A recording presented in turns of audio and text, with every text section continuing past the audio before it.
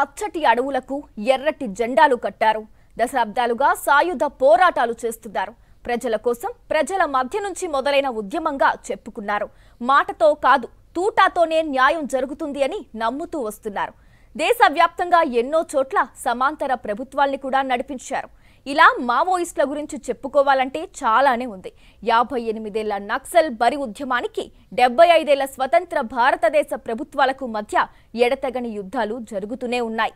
నిశ్శబ్దంగా ఉండే అడవులు తూటాల చప్పుళ్లతో మారు మోగుతూనే ఉన్నాయి.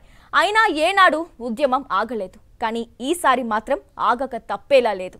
మావోయిస్టులు మరణిస్తూనే ఉన్నారు. కమాండర్లు మారుతూనే ఉన్నారు. తగ్గేదేలే అంటూ దూసుకుపోతున్నాయి మావోయిస్టు దళాలు. అయితే ఇదంతా ఆపరేషన్ కగార్కు ముందు. ఇప్పుడు పరిస్థితి పూర్తిగా మారిపోయింది. క్యాడర్ మాత్రమే కాదు, లీడర్లు కూడా నేల కొరుగుతున్నారు. పచ్చటి అడవుల్లో రక్తపు టేరులు పారుతున్నాయి. మావోయిస్టుల హాహాకారాలు చేస్తున్నారు. పార్టీ కకావికలమవుతోంది. మొన్న కేశవరావు, ఇప్పుడు హిడ్మా.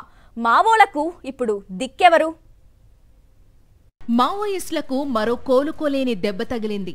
కోలుకోలేని దెబ్బ అనే కంటే ఈసారి చావు దెబ్బ అనడం కరెక్ట్.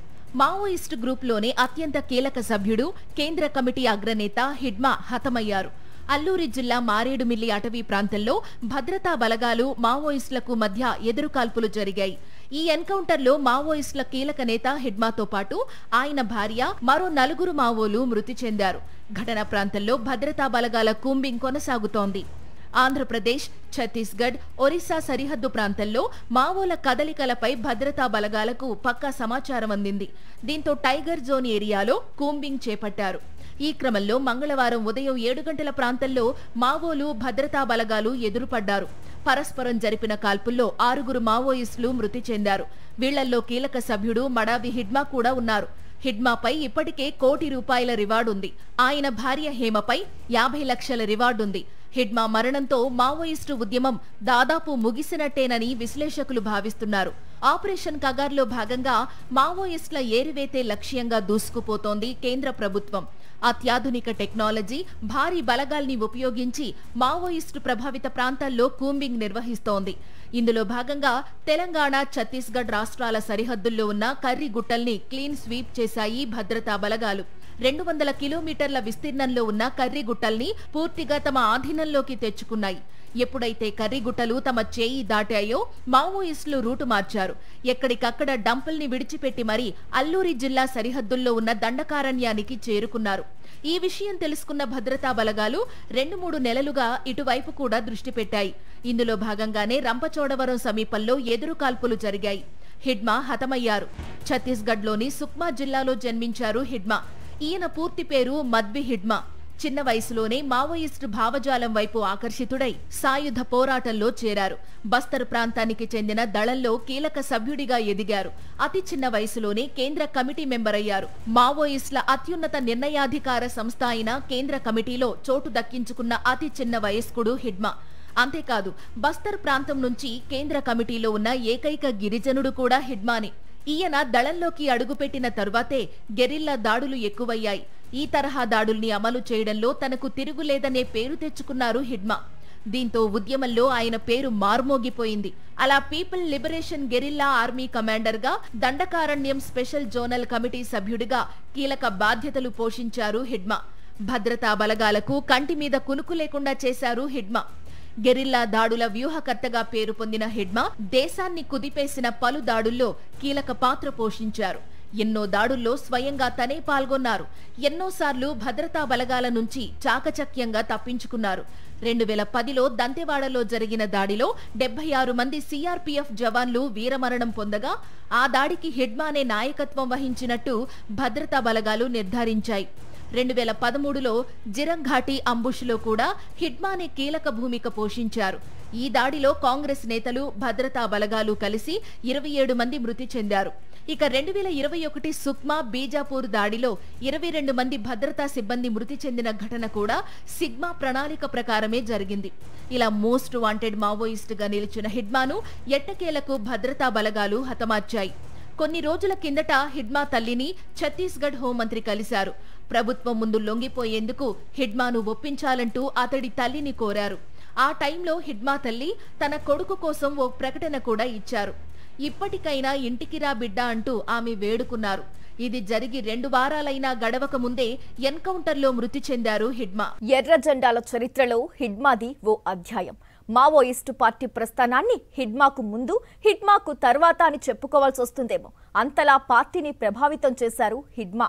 ఆయన గురించి ఎన్నో కథలు, ఊహాగానాలు ప్రాచుర్యంలో ఉన్నాయి. కానీ దశాబ్దాల పాటు ఆయన ముఖం కూడా ఎవ్వరికీ తెలియదు.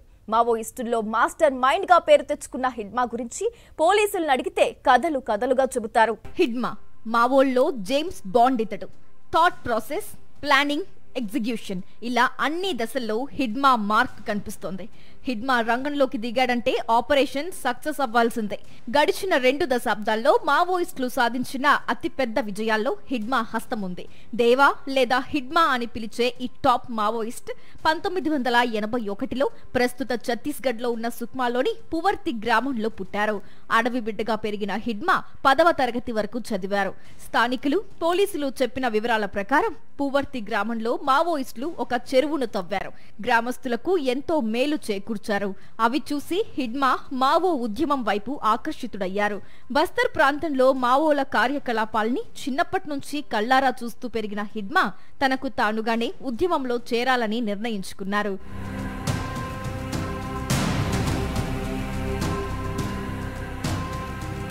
హిడ్మాకు మొదటి గురువుగా భావించే మావోయిస్టు రమేష్ అలియాస్ బదరన్న తొలిసారి హిడ్మాను దళంలోకి తీసుకున్నది ఆయనే. దళంలో చేరాలనుకుంటున్నట్లు హిడ్మా ముందుగా చెప్పింది రమేష్కే. హిడ్మాలో ఉత్సాహాన్ని, అతడి ఆలోచనల్ని అర్థం చేసుకున్న రమేష్ అతడిని తన సభ్యుడిగా చేర్చుకున్నారు. అలా రమేష్ వద్ద 2 ఏళ్లు పనిచేశారు హిడ్మా.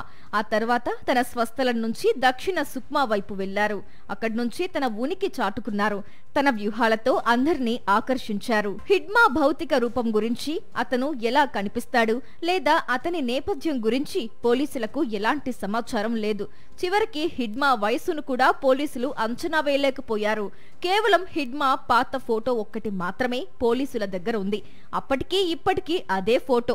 హిడ్మా దగ్గర AK-47 తుపాకీ ఉందని, అతడిది 250 మంది సభ్యుల సమూహమని మాత్రమే పోలీసులకు తెలుసు. దాని ఆధారంగానే దశాబ్దాలుగా అతడిపై కేసులు పెడుతూ వచ్చారు పోలీసులు. జిరంఘాటి ఘటన వరకు హిడ్మా ఉనికి అనుమానాస్పదమే. ఆ ఘటన తరువాత హిడ్మా ఎక్కడున్నాడనే విషయం భద్రతా బలగాలకు తెలిసింది. అయితే ఆ తరువాత జరిగిన ఎన్కౌంటర్లో అతడు మరణించాడంటూ కథనాలొచ్చాయి. చాన్నాళ్ల పాటు పోలీసులు కూడా అతడు మరణించాడనే అనుకున్నారు. అయితే మరణించలేదు. చాన్నాళ్ల పాటు బస్తర్లోని పల్లెల్లో, బజార్లో అతిపెద్ద సామాన్యంగా తిరిగాడట హిడ్మా. కొంతమంది పోలీసులకు కూడా అతడు షేక్ హ్యాండ్ ఇచ్చాడట. అప్పటికే అతడు మోస్ట్ వాంటెడ్ అయినప్పటికీ ముఖం ఎవ్వరికీ తెలియకపోవడంతో హిడ్మాను ఎవ్వరూ గుర్తుపట్టలేదు. లొంగిపోయిన ఓ మావోయిస్టు సామాగ్రిని పోలీసులు తనిఖీ చేసిన టైంలో హిడ్మాతో అతడు దిగిన ఫోటో ఒకటి బయటపడింది. అలా ఉద్యమంలోకి వెళ్లిన 20 ఏళ్లకు హిడ్మా ఎలా ఉంటాడనే విషయం పోలీసులకు తెలిసొచ్చింది.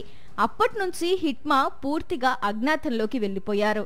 ఆపరేషన్ కాగార్ తర్వాత హిడ్మా ఎక్కడున్నాడనే విషయం దళంలో సభ్యులకు కూడా తెలియకుండా జాగ్రత్త పడ్డారు. నంబాళ కేశవ్ ఎన్కౌంటర్ తర్వాత అజ్ఞాతంలో ఉండటం హిడ్మా వల్ల కాలేదు.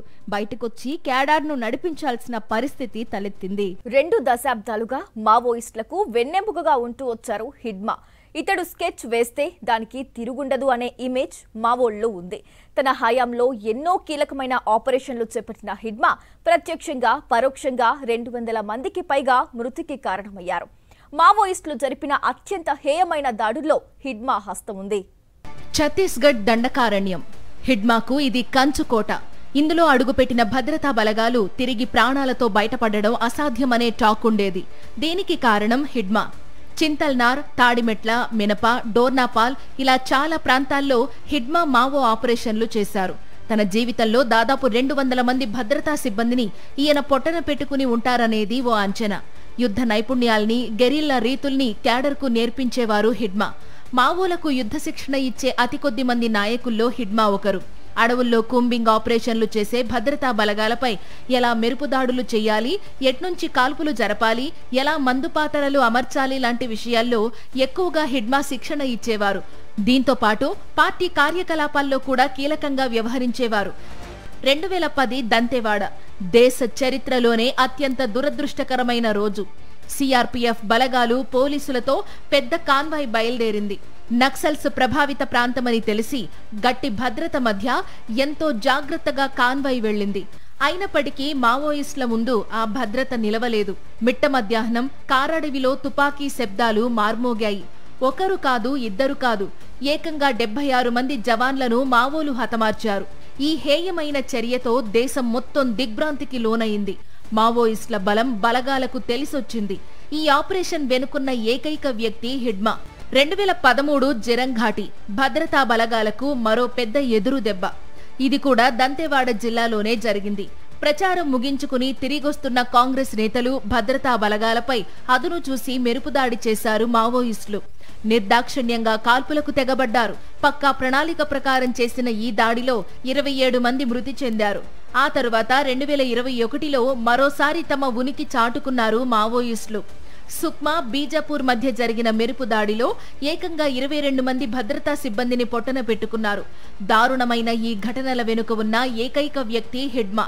ఇన్ని దాడులను పక్కాగా అమలు చేయడం వెనుక హిడ్మా నెట్వర్క్ ఉంది. స్వతహాగా గిరిజనుడు కావడంతో ఆదివాసీలు చాలా మంది హిడ్మాకు అనుకూలంగా పనిచేశారు. చుట్టుపక్కల గ్రామాల నుంచి హిడ్మాకు బలమైన మద్దతు ఉండేది. అందుకే భద్రతా బలగాల కదలికల్ని ఎప్పటికప్పుడు తెలుసుకునేవాడు హిడ్మా. అయితే ఆపరేషన్ కగార్ మొదలైన తరువాత హిడ్మా నెట్వర్క్ చెల్లా చెదురైంది. కంచుకోట లాంటి కర్రెగుట్టల్ని హిడ్మా వీడాల్సి వచ్చింది. ఆ ప్రాంతాన్ని వీడడంతో హిడ్మా తన బలాన్ని కోల్పోయారు. ఇప్పుడు ఏకంగా తన ప్రాణాల్ని కోల్పోయారు. గతేడాది జనవరిలో ప్రారంభమైంది ఆపరేషన్ కగార్. అప్పట్నుంచి వందల సంఖ్యలో మావోయిస్టులు ప్రాణాలు కోల్పోయారు. సామాన్య మావోలు మాత్రమే కాదు, కేంద్ర కమిటీ సభ్యులు సైతం ఎన్కౌంటర్లో మృతి చెందారు. ఒక దశలో కేంద్ర కమిటీ ప్రధాన కార్యదర్శిని హతమార్చి పూర్తి స్థాయిలో మావోయిస్టులపై పైచేయి సాధించాయి భద్రతా బలగాలు. మే నెలలో కేశవరావు, ఇప్పుడు హిడ్మా. వీళ్ళిద్దరి మృతితో మావోయిస్టు ఉద్యమం దాదాపు చివరి అంకానికి చేరుకుందనే చెప్పొచ్చు. మావోయిస్టులు భద్రతా దళాల మధ్య పోరాటం ఇప్పటిది కాదు. దశాబ్దాలుగా నడుస్తున్న అంతర్గత యుద్ధం ఇది. అయితే ఆపరేషన్ కగార్కు ముందు వరకు మావోయిస్టులదే పైచేయి. అడవిలో అన్నలకు వ్యతిరేకంగా అడుగుపెట్టడానికి భద్రతా దళాలు భయపడ్డాయి. ఆపరేషన్ గ్రీన్ హంట్ పేరిట 10 ఏళ్లు ఆపరేషన్స్ చేశారు. కానీ ఎలాంటి ఫలితాలు రాలేదు. 2017లో ఆపరేషన్ సమాధాన్ తెరపైకి వచ్చింది. మావోయిస్టుల ఆర్థిక వనరులపై దెబ్బ కొట్టడం, వారి స్థావరాలను ఖచ్చితంగా కనుక్కోవడం, ఔషధాలు అందకుండా చూడడం, కొత్త రిక్రూట్మెంట్లు తగ్గించే పనిపై ప్రభుత్వం బలగాలు దృష్టి సారించాయి. ఈ ఆపరేషన్ కూడా పెద్దగా ఫలితాన్నివ్వలేదు. 2021లో 22 మంది సిఆర్పీఎఫ్ జవాన్లను హతమార్చి మావోయిస్టులు మరోసారి తమ ఉనికి చాటుకున్నారు. దీంతో మావోలను ఎదుర్కొనేందుకు మరో కొత్త వ్యూహం కావాల్సి వచ్చింది.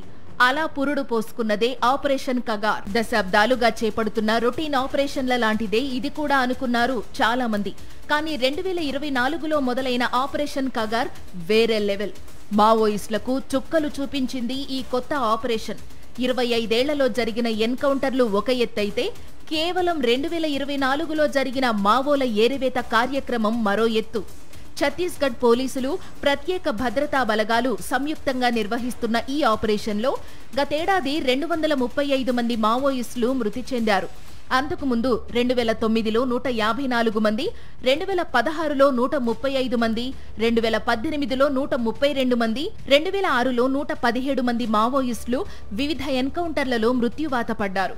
గడిచిన 25 ఏళ్లలో 1681 ఎదురుకాల్పుల ఘటనలు చోటు చేసుకున్నాయి. వీటిలో 1762 మంది మావోయిస్టులు మృతి చెందారు. వీళ్లలో 235 మంది కేవలం 2024లోనే మరణించారంటే ఆపరేషన్ కగార్ ప్రభావాన్ని అర్థం చేసుకోవచ్చు. 25 ఏళ్ల కిందట 14 రాష్ట్రాల్లో విస్తరించిన మావోయిస్టు పార్టీ ఆపరేషన్ కగార్తో కేవలం ఛత్తీస్గఢ్, తెలంగాణ బోర్డర్కు మాత్రమే పరిమితమైంది. ఇప్పుడు ఆ స్థానాన్ని కూడా వాళ్లకు లేకుండా చేయాలనే లక్ష్యంగా దూసుకుపోతోంది ఆపరేషన్ కగార్. వచ్చే ఏడాది మార్చి నాటికి దేశంలో మావోయిస్టులే లేకుండా చేస్తామన్న కేంద్రం ప్రకటన నిజమయ్యేలా ఉంది. ఇక ఈ ఏడాది మరణించిన మావోయిస్టుల సంఖ్య కూడా ఎక్కువే. జనవరి నుంచి ఇప్పటి వరకు 262 మంది మావోలు ఎదురు కాల్పుల్లో మరణించారు. వీళ్లలో 120 మంది కేవలం 80 రోజుల్లో బలగాల చేతుల్లో మృతి చెందారు. దశాబ్దాలుగా జరిగిన ఎదురు కాల్పులు ఒకెత్తైతే ఇలా ఏడాదిన్నరగా జరుగుతున్న ఎన్కౌంటర్లు మరో ఎత్తు. ఈసారి కేవలం మావో అగ్రనాయకత్వమే లక్ష్యంగా దూసుకుపోతున్నాయి భద్రతా బలగాలు. ఒక్క ఛత్తీస్గఢ్లోనే 2019 నుంచి ఇప్పటి వరకు 250 సిఆర్పీఎఫ్ క్యాంపులు ఏర్పాటు చేశారు. ప్రతి 4 కిలోమీటర్లకు ఓ క్యాంపు ఏర్పాటు చేసి శాశ్వత ప్రాతిపదికన భద్రతా సిబ్బందిని నియమించి అడవిని జల్లెడ పడుతున్నారు. అలా ఈ ఏడాది ప్రారంభంలో మావోయిస్టు అగ్రనేత రామచంద్రారెడ్డి అలియాస్ చలపతి అలియాస్ జైరాంను హతమార్చిన భద్రతా బలగాలు ఆ తరువాత కొన్ని నెలలకే నంబాల కేశవరావును కూడా హతమార్చాయి. వీళ్ళిద్దరూ కేంద్ర కమిటీ సభ్యులే. ఇప్పుడు హిడ్మా మరణంతో మావోయిస్టు పార్టీకి కోలుకోలేని దెబ్బ తగిలింది. ఓవైపు కీలక నేతలు హతం, మరోవైపు వేల సంఖ్యలో మావోయిస్టుల లొంగుబాటు. ఆసన్న లాంటి అగ్రనేత సైతం లొంగిపోవడం పార్టీలో కలకలం రేపుతోంది.